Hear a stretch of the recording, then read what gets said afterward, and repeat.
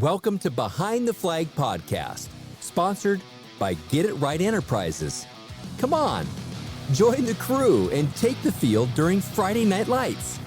We will learn from experienced guest presenters and mentors that will help you become a better football official, providing the tools to put you in the correct position to make the right call. Raise your officiating knowledge and strive to become the best football official and expert in National Federation High School rules. Learn the art of film breakdown, mechanics, and philosophies. You know, every year we have an entire off-season to get prepared. But in season, you only have one chance to get it right.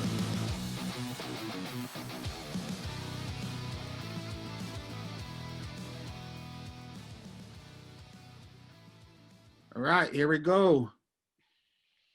It's November, and we're back. We hope everyone had a good Halloween weekend last week, and everyone was safe and had a good time spending it with your family or whatever you had planned during that weekend. And we appreciate everyone joining us again for another webinar podcast. Tonight we have Dr. Shaun Cooper, which is a referee in the state of New Mexico. He's out of Las Cruces, and he's been doing officiating for 18 years in multiple sports.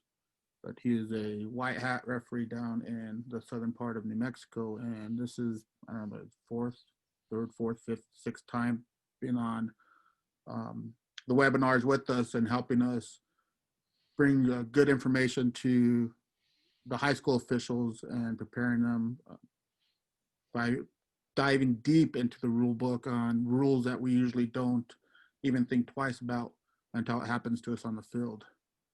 So again, tonight, Dr. Shaun Cooper, we appreciate you spending another 30, 45, 60 minutes with us. Ken, Aiden? It's yeah, we always appreciate Dr. Cooper coming on and sharing his wisdom. But first, Dennis, I understand you went to a Halloween party. Tell us what you got dressed up as. And don't tell us you went. Don't tell us you went in your football officiating uniform. So yeah, I was an invisible man from the 1970s. That's my favorite. You know, I love holidays, but Halloween's fantastic. I know it was weird this year, but I did do a trunk or treat and got to see a bunch of kids dressed up, and you know, it's always cool seeing the little kids' faces, and it brings joy to my heart. But I know we're not here to talk about Halloween. We're here to talk about high school football rules, and Dennis, you got anything else before we introduce Shaun again? Nope, just like always, Dana Pappas usually on. Tonight she was double booked on another webinar. I believe it was probably volleyball. I think they're, we're getting ready to do stuff. There's other sports in the state of New Mexico that are also doing webinars and preparing their officials to hopefully get back on the court or on the mat or on the baseball field in the spring. So she's a very, very busy commissioner that's in charge of all 10 sports. So she was disappointed she couldn't be here with us tonight, but completely understand. She spends a lot of time with the football officials, and she has to spread the love around to the other sports and give them her due diligence and train up those officials also. So that Dr. Shaun Cooper, the floor is yours. Thanks, Dennis. Thank Ken. We're going to talk a little bit about ball status. I'm going to take the screen and share my screen here and share my sound. And then let's just talk a little bit about motivation, about why we're here. And if we'll look here, there is a video of Stanford and Berkeley playing, and I assume that you guys are hearing this and seeing the game. And I want you to watch what happens at the end of this. They're doing basically try to get the last score at the end of the game. And what happens is that the band comes out on the field, and it is possible that these players run into the band member. The question is, what do the rules for us in high school say about a runner running into a band member, whereas if they pitch the ball, if the ball hits a band member while it's being pitched, what happens? So here, this player made it all the way through without pitching the ball and touches the band member before he goes in. What happens to him on that one? So that's the question hand. So let's take a look at our. Is there a way we could play that again without the music? Yeah, I probably could. You want me to try that again? Yeah, the music was a little. I mean, we could hear you. We could hear you, but those are some music in the background. Okay, let me. Do you want me to? Let me do a couple things. I'm going to unshare. Okay. And So then the question is, in high school, what happens if the runner runs into a band member on the field and makes a touchdown? Yeah, Bill. What happens? Or just what's the status? What's the result of the play? Yeah, what's the results of this play? Or if if they pitch the ball and the ball hits a band member while he's out there. That's the question at hand. Okay. So the topic tonight is ball status. Yeah. And of course, I think Doctor, while he gets that video back up again, topic of tonight is ball status, live ball, dead ball. I believe the rule covers passing, kicking, fumbles, all those pieces. Great stuff. So we're gonna dive deep, and this is a great question though. What happens when you run into a non-player on the field? So is there audio on you now, Dennis? Is there audio? It's better. Okay. During high school ball, well, what happens to these guys are pitching the ball, and eventually you'll see the band members coming out. And what happens if the runner runs into the band member, which we'll see in a minute, or even the pitched ball hits a band member on the field? What are we going to do? What does the high school's rules say about that? We see this player right here. He doesn't pitch, but he does run into a band member prior to going into the end zone right there. And the question is he down? Is the ball dead? What's the status of the ball? And so at the end of this presentation, you should be able to know the differences in high school, what our rules tell us that we're supposed to do. Okay. Shift F5. Okay, so this presentation, do you see a full presentation or a mixed presentation? We see 2 slides. No, shoot. So shoot. I just go to the bottom right to the little TV. Bottom right. You have to get out of there. So I have 2 screens. Like this second. I don't want to do that. How do I? There you go. There you go. Right. So today's presentation is on ball status. And so we want to understand how the ball becomes live, how the ball becomes dead, and some of the nuances along the sideline or when the ball is loose, when things that interact with the ball are not normal. So we have definitions in 2.1. We have basically the ball is in one of 2 states, either is dead or live. And then we have to ask our question, how does a golf ball go from dead to live? And how does a ball go from live to dead? Those are the questions at hand. So here's some definitions about live ball fundamentals. A live ball is always in team possession. So whether it's loose or not, it's still in team possession. So a live ball is either in a player possession. You typically call that the runner.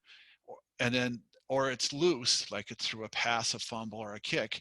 And so that ball is still in team possession. One of the things that we often get wrong is when a team kicks, K kicks the ball, K is still in possession of the ball until until the receivers pick the ball up and possess the ball. Then they're in possession of the ball. So it's still in team possession during the kick, even though the ball is loose.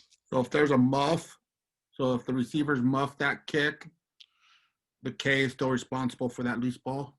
They're still responsible for that loose ball. A muff never changes how the ball became loose. It becomes loose in one of 3 ways, either a kick, a pass, or a fumble. A muff doesn't change how the loose ball the status change. It's still a loose kick, a loose pass, or a loose fumble. And all of the attempts to pick it up, whether it's an illegal kick, a bat, or a muff, doesn't change the fact that it was a loose kick, a loose ball, a loose pass, or a loose fumble. Okay. So those are important 3 phrases that we want to make sure we keep with loose. And here this just mimics how Dennis talked about. So a loose ball is either a pass, fumble, or kick. It can always be given a new force. That means what we're talking about, a muff maybe, or an illegal kick, or a bat, but it is still either the same pass or fumble or kick. That's one of the fundamentals that we have to keep track of when it's loose. Then the loose ball itself, since it was live, it can become dead because it went out of bounds, or the loose ball goes from loose to be in player possession by being picked up. So that's how the loose ball changes its state from either not being dead or going back into player possession. So let's talk about how a ball becomes live. Well, we always have them on a free kick. The ball will come when the ball is kicked, when the foot is touched to the ball, that's when the ball becomes live. Even though we start the clock later, the ball becomes live when we kick it. And so here's a couple places that we typically have those, either on after scores or free catch. It also becomes live during a snap. And here's some language about how the snap occurs. And if, for example, if the snapper kind of tries to snap the ball and puts the ball back, well, that's an illegal snap and the ball never came live. So that's why we call that a dead ball, illegal snap, and march off a 5 yard. So again, the ball becomes live either through a kick or a snap. And here's just a few of the ways that the requirements for a snap to occur. Also, there's ways about the ball becoming live. You can either pick or a snap or a kick after a fair catch. And now we want to talk about how a ball becomes dead. So it's pretty easy about how a ball becomes live, kick, or snap. Ball becomes dead in a multitude of different ways. And the ball becomes dead slightly different when it's in player possession and or it's loose. So there's slightly different pieces that we have to pay attention to, especially along the sideline or interacting with things that are not part of the field, the normal field of play.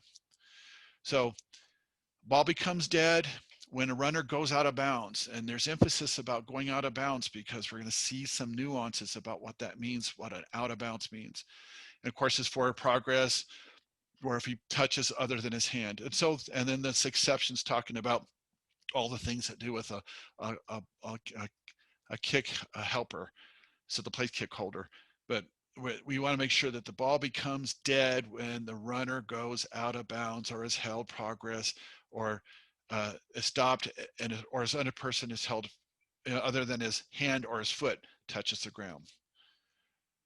A loose ball comes dead when the live ball goes out of bounds, when, of course, it was a forward pass is incomplete, or when there's a legal kick or scrimmage kick, which not a scoring attempt breaks the plane of the goal, that becomes dead. So we know, say, hey, we got all these dead things that happen. And also a loose ball becomes dead when it gets simultaneously caught or recovered. So we're not going to have a fight over who got the ball. The teams grab the ball at the same time, then it's a simultaneous catch. It's dead at that moment. So if the ball is motionless, no players are getting the ball, they're just kind of sitting there, not moving, it's dead.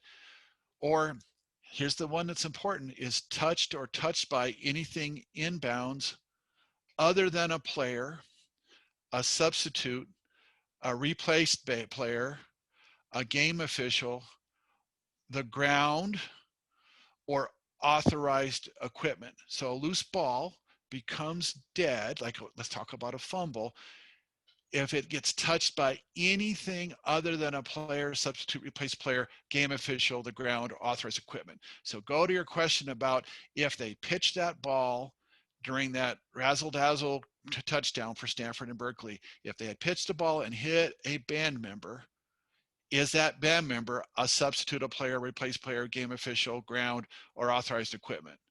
No. So the ball would be dead immediately. That's when it's loose. We're not going to talk about that, and that's in the field of play. And then this ball is placed as if it was an inadvertent whistle. So this is a loose ball touching something in bounds. That's not one of those things. So if it touches a dog runs around the thing and the fumble touches a dog, plays dead. The ball also becomes dead if the kickers recover a kick during a kick. Remember, the ball's being a kick. If they recover the kick, then it's dead. We know that, and there's some issues about the scrimmage kick is beyond the line of scrimmage, or anytime they recover a free kick, the ball is dead. So remember, on a free kick, don't let the kickers take that ball and run it down to the end of and go and score. We know on free kicks that the kickers can't take that ball other than where they picked it up. Another place where the ball comes down is when we player fair catches. Ball becomes dead after a score, or during a try, when it's apparent that the try is no longer working. When the helmet comes completely off the runner, not any other player, or a prosthetic limb comes completely off the runner, then the ball becomes dead, and that's as if the player got tackled at that spot. We also have an inadvertent whistle. If there's an inadvertent whistle, the ball becomes dead, whether it's in player possession or in the air. And if it's in the air, if it's loose, then it's going to be brought back and replayed. If it's in player possession, then the team in possession gets to decide whether they want it at that spot or the play gets replayed. So these are just places how the ball becomes dead. Remember, the ball is either live or dead. It's either loose or in team possession. Can I jump in there? Can I jump in there real quick? You know, I don't know how many times I've heard inadvertent whistles on the field, and I continue to let the play go on.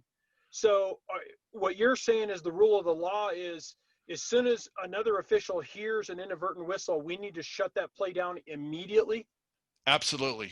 The rules are very clear that the whistle, if you blow your whistle, it's not supposed to happen until it's supposed to show that the play is dead. But when we blow the whistle, it makes, if it is live, the play is now dead.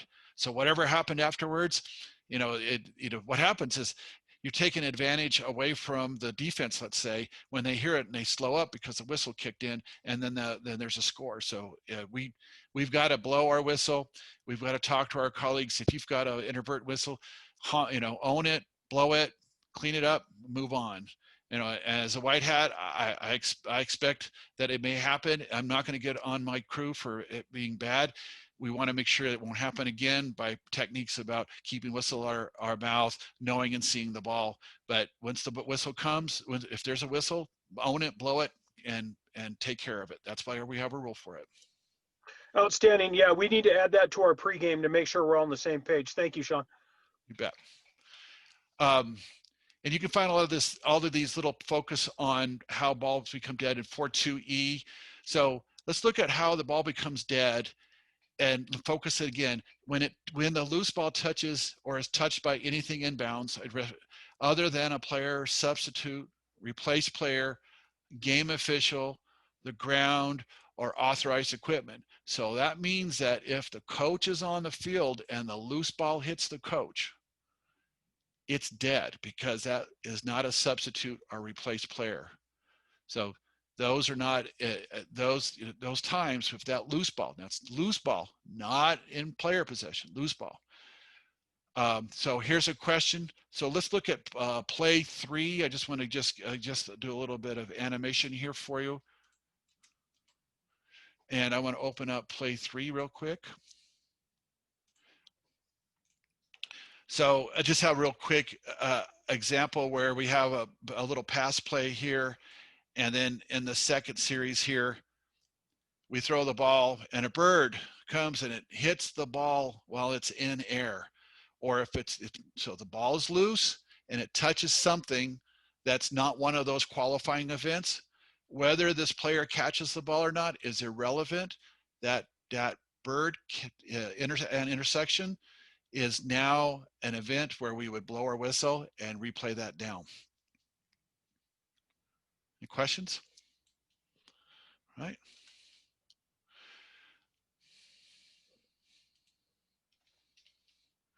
So, and then what happens if the runner runs into a band player on the field? Let's look at play 4 here real quick. open. Play 4. Oh, this one's going to actually run into a coach. And so we'll look at some, the runner has a slightly different nuance here. If the thing is on the field, completely on the field, so the runner's coming in here, coaches walks out there trying to be in the way of this player, and the player runs into the coach, and the coach is 100% on the field, we don't have the player's still in play. He can, the player, they can run and continue on, because that coach, just could, it's interacting with him there, but it's not a down. It is different. We'll look at the next one. I'll show you the second one. Don't save. Let's say that he instead runs along the sideline. Let me move this. And focus this better. And now we've got a cameraman that's on the sideline, but his camera is sticking out. And that runner runs here and runs and hits the camera lens right there. Right there at that spot, because the guy is out of bounds and is touching the person inbounds and is not a player or a substitute or an official, that player's down. So if that runner is interacting with something that's on the sideline and that sideline person or thing is out of bounds and they touch them inbounds, runner's down.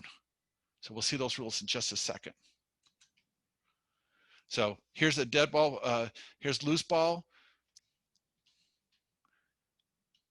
So a player, here's a definition that we need to make sure we understand. So a player or other person is anything, if you are out of bounds, that's what this says, then it's out of bounds, any part of it. Oh, sorry. So a player or other person is out of bounds when any part of their body is touching anything other than another player or game official that is on or outside the side. This basically says if you're on the sideline, you're out of bounds. A ball player in possession is out of bounds when the runner or ball touches anything other than a player or a game official that is outside or on a sideline of or the end line. So what this says is, the first stanza here says that coaches and replace player and bench personnel, if our cameramen are on the sideline and they reach out and touch that player, that runner, the runner's down. That's why we need to keep our 2 yard, 6 foot area clear from end to end, because if they touch it anywhere along that sideline for whatever reason, it's dead right at that moment. Now, if that cameraman comes completely on the field, then we have a different story. But this is when they're halfway in and halfway out. That's the problem about this. So the basic differences. So when the ball is in player possession, it's a dead ball when the runner is touched by anything on the sideline that's not an official or a player. So that's the takeaway.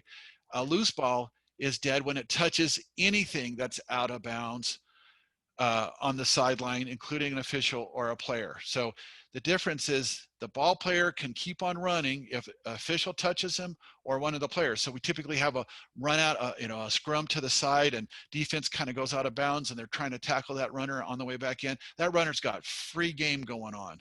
If their ball gets fumbled on that sideline and someone touches it who's out of bounds, the ball is dead immediately from that touch. So let's make sure we can understand the questions. If a runner is touched by a coach who is out of bounds and not on the field, is he down? The answer is yes, because he touched something that was not a player or a referee. Let's look at the next question. A runner is touched by a camera in which the camera operator is on the sideline. We saw that earlier. When the camera extends out to the field, is down again, because the cameraman and his camera are all part of being out of down. Is a runner down if he runs into a bird in flight? No, because that bird is not on the sideline. It's in the field of play. And so the runner is allowed to run anywhere in field. It's only down if he touches something that's on the sideline. But if the ball is loose on a pass and hits a bird, then it's It's a dead. dead ball. It's dead ball. That's That's what's the difference in between, the big difference is what's inside that. I would call it the umbrella of between the sidelines. You know, if the runner is, if everything's inside on the field but not part of the game, you know, even a helium balloon or, you know, somebody's little balloon that flies across, if it runs into a runner, no problem. If they pitch the ball and it hits a balloon and it goes to another person, it's dead. And the big one is, and let's just look at play 5. If a player is out of bounds and attempts to recover a ball, can he do so? Let's look at play 5. And that's, I believe that's play 5. Yes. So what we're going to do is we're going to have a free kick over to the sideline. I actually saw this play a few years ago at Deming. There was a kick over to the sideline. And we'll just get this kick over here. And the runner actually slid out of bounds and is straddling the sideline, and the ball comes and lands just to the edge but on the field, and the player reaches in, the receiving team reaches in to secure the ball, but half their body's out of bounds and they've grabbed that ball. Well, they can't possess the ball because touching has to occur before possession. The person's out of bounds. When they touch the ball became dead. There's a flag. The flag is because the kickers kicked the ball out of bounds. That's just how it is. It's not that this was an illegal participation because the player never came back in. He's got to come back in before it's illegal participation.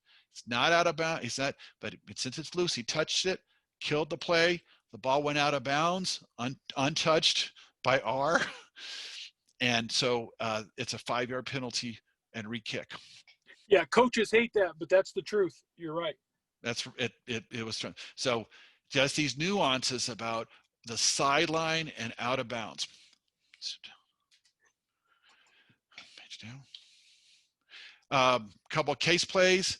So let's just make sure we see a forward pass strikes a game official standing in bounds, after which it rebounds into the air and is caught by A1 or B1.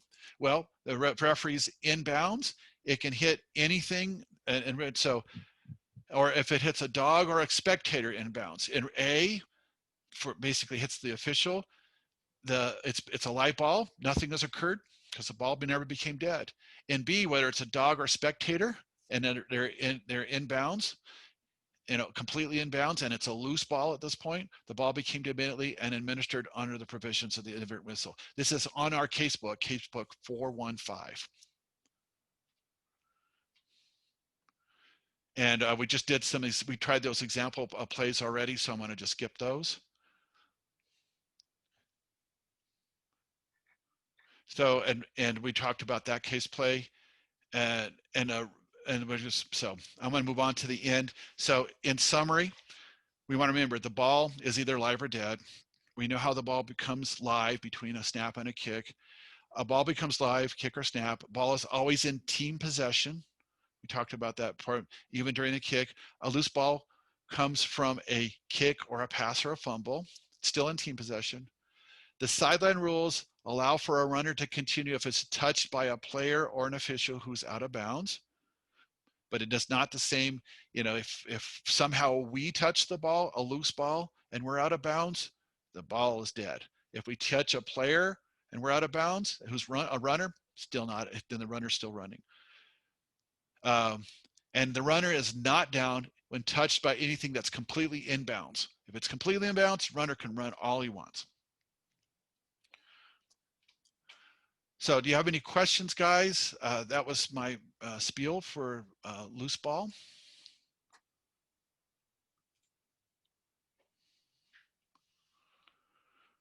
nope, I think